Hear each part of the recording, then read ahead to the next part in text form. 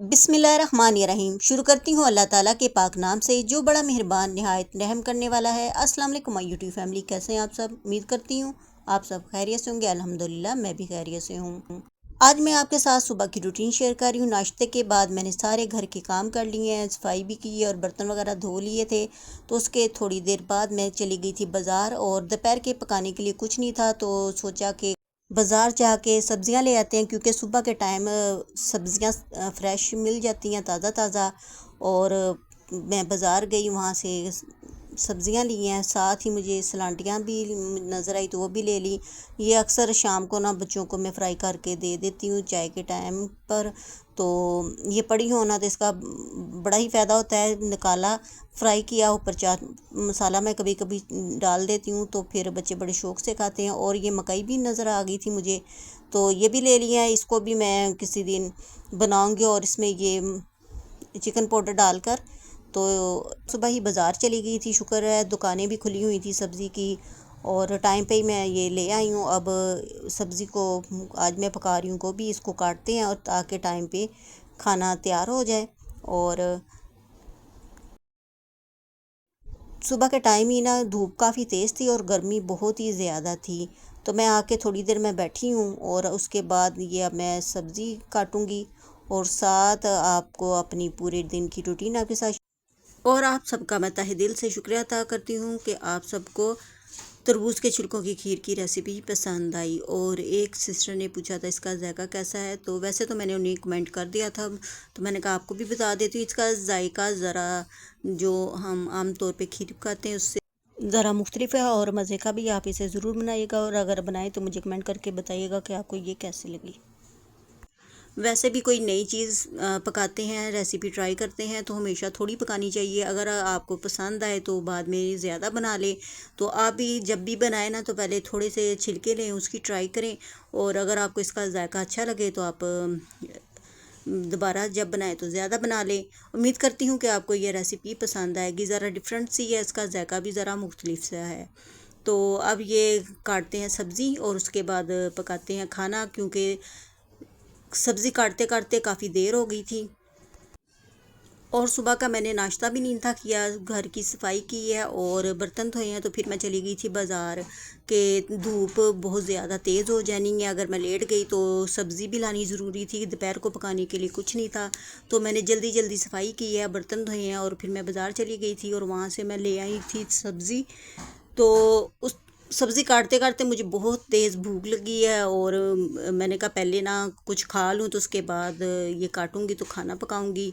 और ये मैंने पकाए हुए थे काले चनों का पुलाव, तो फिर ये खाया है। और ये काले चनों का पुलाव ना बहुत ही मज़े का बनता है। अक्सर ये भी मैं बनाती रहती हूँ। और जब वैसे भी काले चने का सालन बच जाए ना, और फिर उसके बाद कभी ऐसा होता है कि कोई खा ना रहा हो, तो फिर मैं उसमें चावल फेंकती हूँ और पुलाव बना लेती हूँ।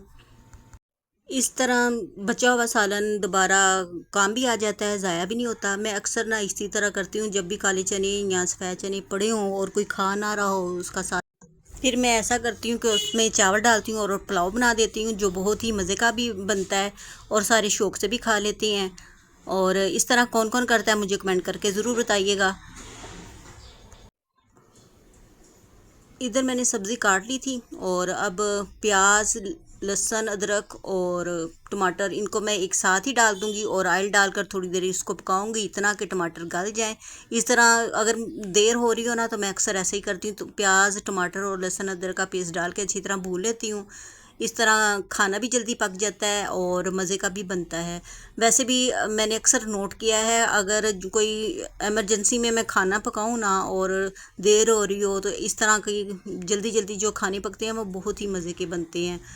प्याज, टमाटर, लहसुन जब थोड़ा सा पक गया था, इसमें मैंने नमक, मिर्च, हल्दी, धनिया पाउडर और ज़ीरा और गरम मसाला डाला है और तमाम मसाले डालकर थोड़ी देर उसको भूना है, 1-2 मिनट के लिए। फिर इसमें पानी शामिल कर दिया है। अब थोड़ी देर इसको पकाऊंगी। जब पानी थोड़ा सा खुश्क हो गया, तो अब इसमें मैं गोभी डालकर थोड़ी सी देर इसको भी भूनूंगी। इसमें मैंने आधा कप से भी कम थोड़ा सा पानी डाला है, ताकि मसाला नीचे से ना जले। और दम पे पकाया है। अगर गोभी को इस तरह दम पे पकाए ना, तो ये बहुत ही मज़े की बनती है। अब इसमें मैंने सब्ज़ मिर्चें भी शामिल कर दी हैं। धनिया आदमी ने सब्ज़ी में दिया नहीं है, उसमें मैंने कहा था तो पता नहीं क्या उसने डाला ही नहीं है। तो धनिया डाल जाती तो इसका कलर ना बहुत ही प्यारा आ जाना था। हंडिया तैयार हो गई थी, थोड़ी देर इसको और पकाऊंगी हल्की आंच पे। और साथ ही मैं ये रोटियां बना रही हूँ। कोशिश तो मैंने बहुत की थी कि खाना टाइम पे तैयार हो जाए, लेकिन सब्ज़ी काटते और बनाते बनाते काफ़ी देर हो गई थी। और तकरीबन 2:30 बजे का टाइम था और अब ये मैंने रोटियां बना ली हैं। तो अब सबको मैं खाना देती हूँ। और उसके बाद ये मैंने लाई थी चिट्टे। चिट्टों को जब भी मैंने उबालना होता है ना तो उनको मैं पहले थोड़ी देर ये पानी में डालकर और 1 चाय की चम्मच मीठा सोडा डालकर इसको 3 से 4 घंटे भिगो लेती हूँ। और अगर ये आप पूरी रात भी भिगो के रखें ना और सुबह उबालें तो ये बहुत ही नरम नरम वो उबलते हैं। कभी आप इस तरह ट्राई करके देखिएगा। तो अब शाम की चाय के लिए ये मैं बना रही हूँ सैंडविच। सैंडविच बनाने के लिए मैंने 4 आलू उबाले हैं और उनको मैश कर दिया है। फिर इसमें प्याज काट के डाला है। फिर इसमें चाट मसाला, धनिया, ज़ीरा, कुटी मिर्च, लाल पिसी मिर्च, नमक डालकर तमाम मसालों को अच्छी तरह मिक्स किया है। और फिर इनके सैंडविच बनाने के लिए ब्रेड की एक स्लाइस पे मैंने मेयोनीज लगाई है और दूसरी स्लाइस पे मैंने टमाटर केचप लगाया और इसका मज़ेदार सैंडविच तैयार करेंगे। और जब मैं ये बना रही थी ना तो इनके ऊपर मक्खन लगाना भूल गई। अगर मक्खन लगा के बनाए ना तो इसका टेस्ट काफ़ी अच्छा सा और डिफरेंट सा आता है। तो इधर हमारी सैंडविच तैयार हो गए थे और अब बनाएंगे साथ शाम की चाय। और ये देखें, अगर इनके ऊपर मक्खन लगा होता ना तो ये बहुत ही इनका ना देखने में भी प्यारे लगते। तो जब ये मैं बना रही थी ना तो गली में आ गया पौधों वाला, तो उससे ये मैंने पौधा लिया है और ये मुझे बहुत ही प्यारा लगा। इसका सब्ज़ और पीला रंग पत्तों का बहुत ही अच्छा लग रहा था। अब यहाँ पे 3-4 घंटे हो गए थे हमारे